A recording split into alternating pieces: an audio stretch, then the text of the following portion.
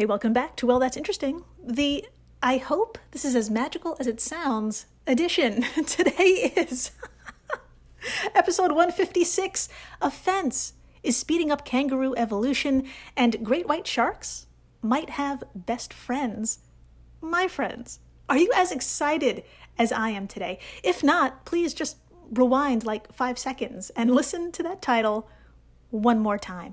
In the first half of the show, we'll be talking about a recent discovery focusing on everyone's favorite, absurdly muscular creature, the red kangaroo. Now, I cannot help myself here. I have to dive right the fuck in and drop some number bombs on you. You need to hear a few astounding facts about the world's largest marsupial right now, even in the intro. Are you ready for this? Okay. Born about the size of a cherry, after a wee 33-day gestation period, males can easily tower over most humans as they grow to about 5'10" and over 100 pounds. It's very big. Now please imagine this large animal just hauling ass, because they can hop away at speeds of up to 43 miles per hour and can cruise a cool 35. With each leap, they cover 25 feet at a height of about 6 feet off the ground. What? I had no idea. Their obscene musculature provides that power. Now, despite even knowing what a red kangaroo looks like, back in 2021, Tom McKay of Gizmodo reported that 14%, that's more than 10, that's 14% of American men believe they can overpower this creature.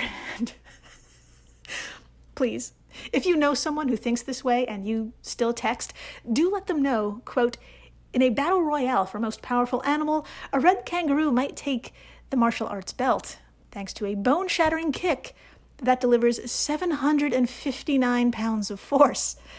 Evolution has nudged wild animals to hone their blows, bites, and brute strength for survival. End quote. That was from Sarah Chodish of popsci.com, and Sarah is absolutely fucking right there. An animal with this kind of dynamic strength evolves in such a way to avoid a predator, like a dingo, for example. So what if, I don't know, say a fence were in the way between the two? You heard me, a fence. Turns out a very big fence is having an unintended consequence on a population of red kangaroos. Now, what fence, what changes exactly, and how this was all found out shall be revealed. Then after the break, everyone's favorite misunderstood finned creature, the great white. In fact, we're going to focus on two of them. Two recently tagged great white sharks are causing a bit of a stir in the marine sciences field. Now, granted, not much is known about this species' social behavior. Usually when they're seen, they're alone.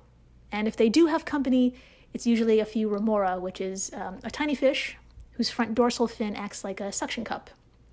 I'm sure we've all seen videos of these like hanger-ons. They're usually attached to the underbelly of a shark, and it's all to nab some sweet, sweet scraps of prey left behind after the shark feeds. But that's about it.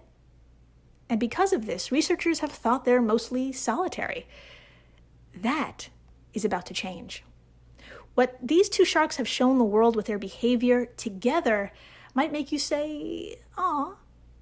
Yeah, I personally said aw, like audibly 1,000 times. So we will get into it. In the meantime, I'm Jill Chacha, and if this is your first time listening, welcome to the flock, my equally affectionate business goose.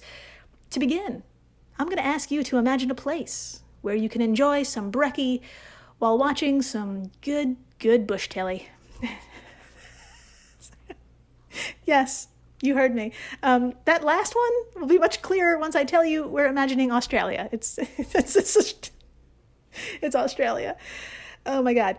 There it is, the continent in all her glory. Now, if you will, please point to the middle of the southern coast. Thank you. You're still thinking about bush telly, aren't you? I know, me too. Now, point to the middle of the southern coast. Move your finger slightly north. Okay. Now east, and just keep going. Trust me, just keep going past the corner of New South Wales. Yep, we're into Queensland right now. You're doing fantastic, and keep going until you nearly hit the middle of the East Coast. My friends, we just traveled 3,488 miles, or 5,614 kilometers, alongside the world's longest fence. And for my fellow historically challenged Americans, you may be wondering why in the holy hell a fence like that needed to be built. That is a great question. Long story short, no pun intended, in the 1860s and 1870s, introduced/invasive rabbit populations began to spread rapidly across southern Australia, just decimating crops and native plant life. So, to fix this human-made whoopsie-daisy, with every hammer that could be found, a fence was born, and by 1884, a hefty, record-breaking barrier stood. Now, we must ask ourselves, did it work? No, of course not, but by this time, more sheep farms were established in the southeast, i.e. New South Wales and southern Queensland, and concern had pivoted to dingoes who made an easy meal of lambs and such. So, the government hitched up its pants and said, shut your cake hole, I know what can fix this. Say it with me now. More fence, that's right. So by 1930, an estimated 32,000 kilometers of dog netting in Queensland alone was being used on top of rabbit fences. And all this info was brought to us by the wiki. Now, we must ask ourselves, did this work? Kinda. I know, surprised? Me too. It kinda worked. It kinda did. The dingo population in the southeast of Australia plummeted. So, should we pat ourselves on the back and say, oh shit, that was a close one. I'm glad that's over. No, for you see, my friends, a fence with good intentions, just like the introduction of rabbits, created a whole other set of whoopsie daisies, which is coincidentally my favorite type of daisy.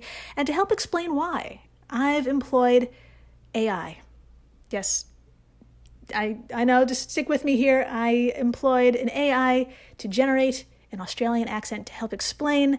I have no idea what this sounds like. I just put the text in, and we're going to learn together how well AI can do an Australian accent.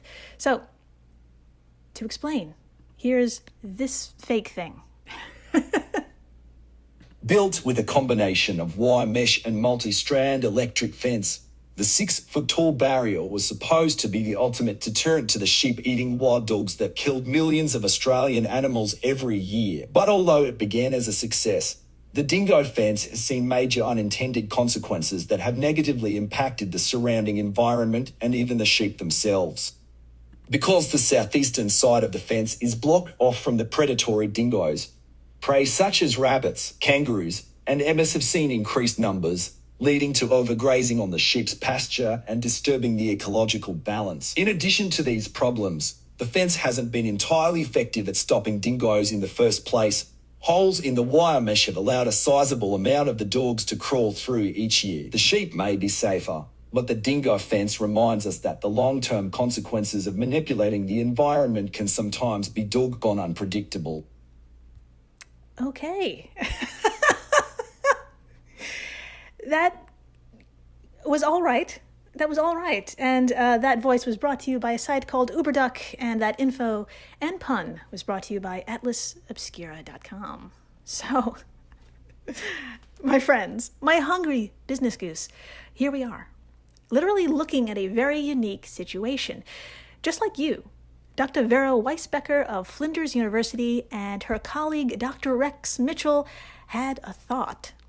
This fence is the perfect opportunity to observe something called trophic cascades in action. Now, what the hell is that? Don't worry, I've got you. It's a fancy way of saying what happens when there's an addition or removal of top predators. This could dramatically alter a food chain, an entire ecosystem, or prey animals themselves.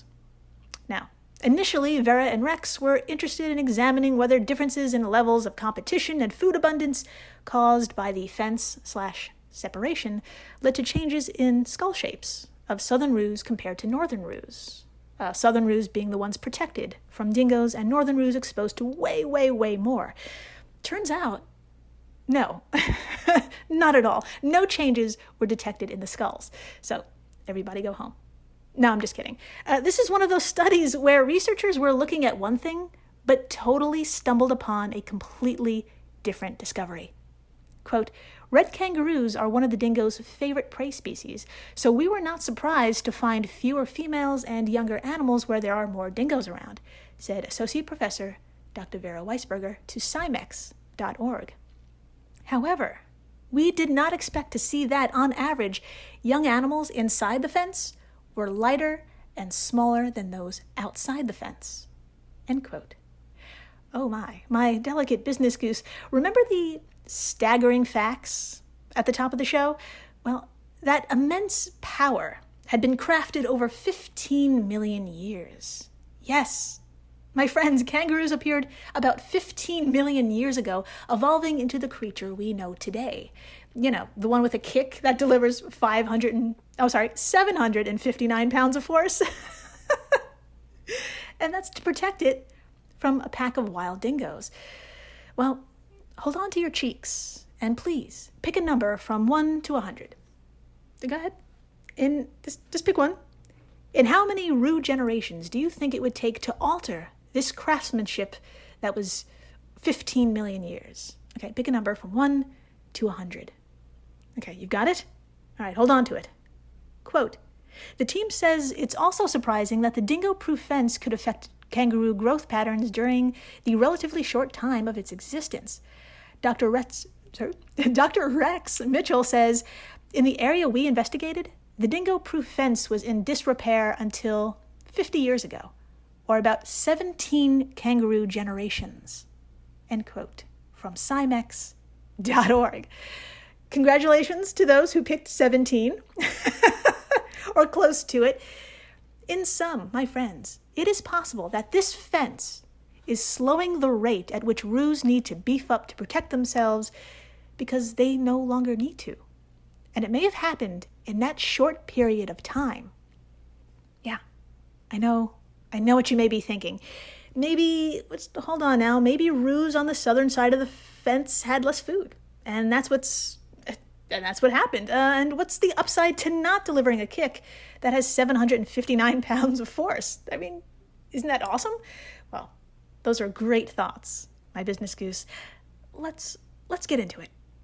Quote, co-author Dr. Frédéric Saltré, which I'm just going to assume I totally nailed, used satellite-based analysis to evaluate the impact of vegetation cover on these striking differences to ensure the differences in growth rate was simply not related to higher food availability outside the fence.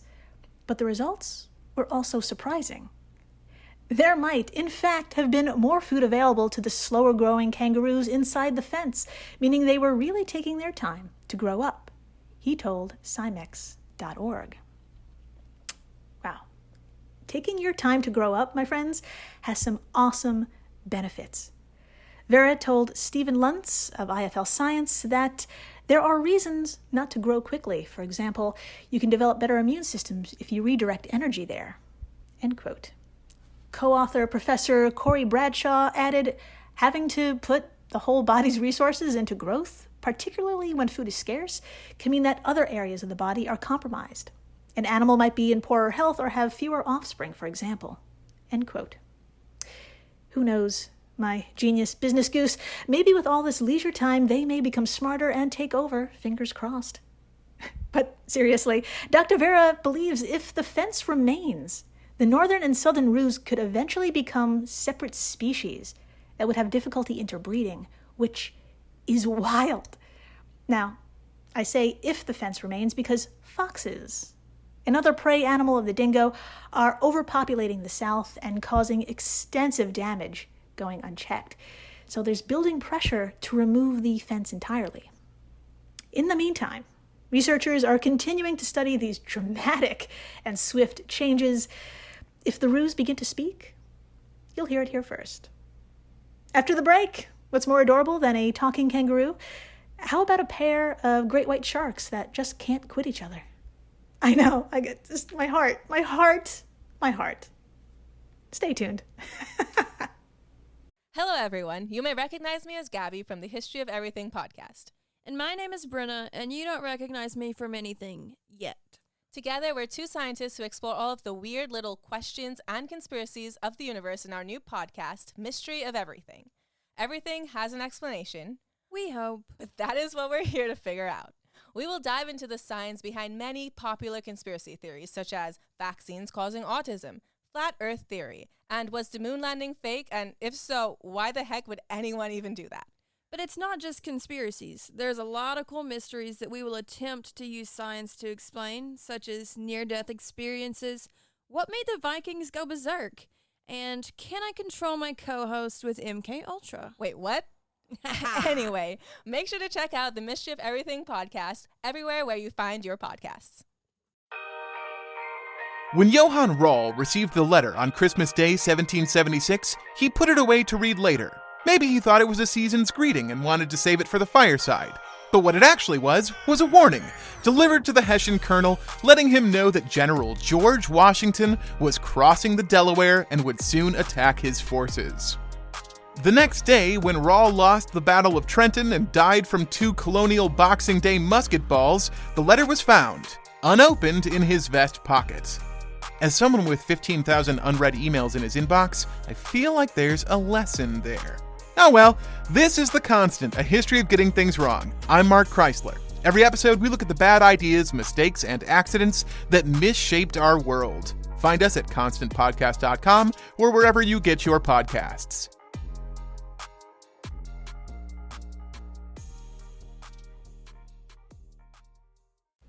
And we're back. We are so back. And my friends, I'd like to introduce a nonprofit whose recent work has caused quite a stir. But don't worry, this is a feel-good story you didn't know you needed. Please, join me, will you, in Park City, Utah. And although Utah is completely landlocked, OSearch, based in Park City, is anything but. Let's get into it. From their website, osearch.org, quote, OSearch is a global nonprofit organization conducting unprecedented research on our ocean's giants in order to help scientists collect previously unattainable data in the ocean. Our mission is to accelerate the ocean's return to balance and abundance through fearless innovations in critical scientific research, education, outreach, and policy using unique collaborations of individuals and organizations in the U.S., and abroad. Oh God, end quote. That's a hefty mission statement. But my friends, OSearch is totally living up to it. As of writing these notes on August 23rd, over 16 years, they've been on 45 exhibitions, tagged 437 animals, worked with 200 scientists, all on one big-ass boat. According to the Washington Post, they turned their focus to sharks of the Atlantic back in 2012 and developed a streamlined catch, tag, and release process that goes a little something like this. Quote, scientists catch white sharks and collect their blood, mucus, feces, and urine samples. They measure their bodies and eyes and give ultrasound exams to adult females. Then they place 3 tracking devices on the sharks, in their abdomen, on their skin, and dorsal fin.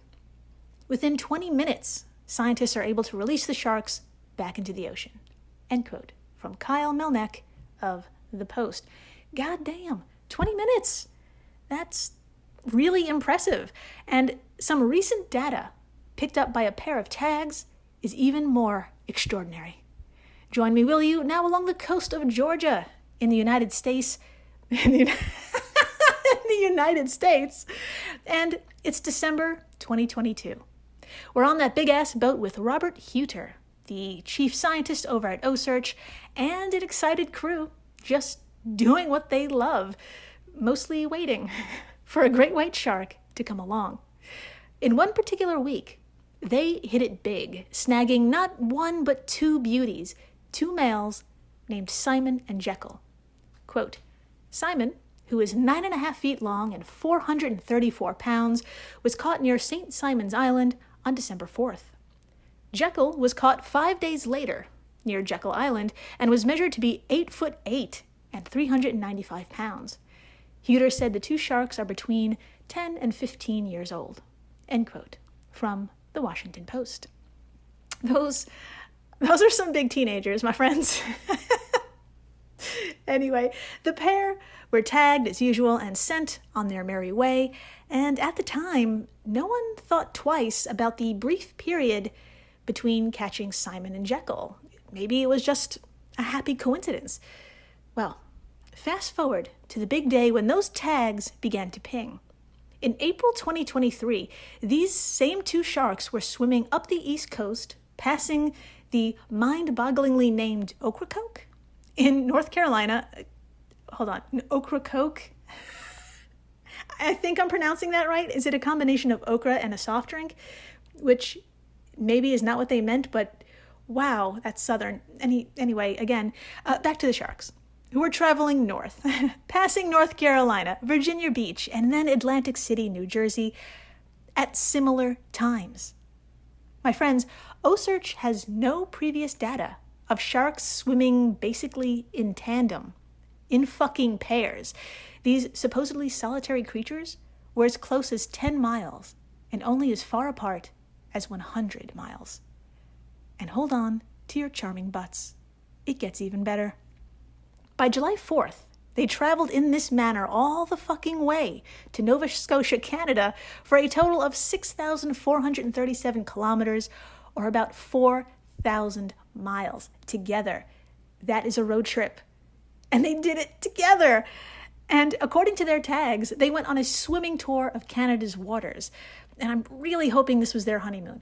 They passed Halifax, Nova Scotia's capital, and meandered through the Gulf of St. Lawrence. On July 18th, Jekyll's tracking device reported him on Quebec's eastern coast, near Chandler. And guess what? Simon was also there on the same day. And if this sounds like a big deal, it is. Quote, "White sharks are already more complex than we used to think they are," Huter told the Washington Post. Now, this adds a whole new element of a sort of familial and social component to migration. End quote. So, my teary-eyed business goose, you may be thinking, this is awesome and adorable, but do we really know why? Like, why are they so like fin to fin? Well, that's a great question. One that Huter is currently focusing on. As we speak, their blood samples are being analyzed to determine if there's any relation. It's possible they could be siblings. And if so, that turns another shark theory on its head. In the womb, pups tend to exhibit cannibalism, with one pup remaining victorious. So maybe Simon and Jekyll will show it's not all that vicious. If they're not related, history will probably just label them as traveling companions. But we all know, these are some gay sharks. If you'd like to track Simon and Jekyll in real time, you sure can. Head on over to osearch.org, that's OCEARCH.org/tracker/detail/Simon or Jekyll. There's an awesome, really awesome interactive map showing location, dates, and their entire route. It's just fucking heartwarming. Speaking of which, thank you for listening, rating, subscribing, telling your friends about how kangaroos are gonna take over one day because of a fence, and tell them about great white sharks having best friends. It's a total game changer. They're just traveling together somewhere in the world right now as we speak. And as for me, I would travel with anyone over at Airwave Media, the podcast network to which WTI belongs. If you love this show, you'll love the other podcasts in this family. And please, stay interesting.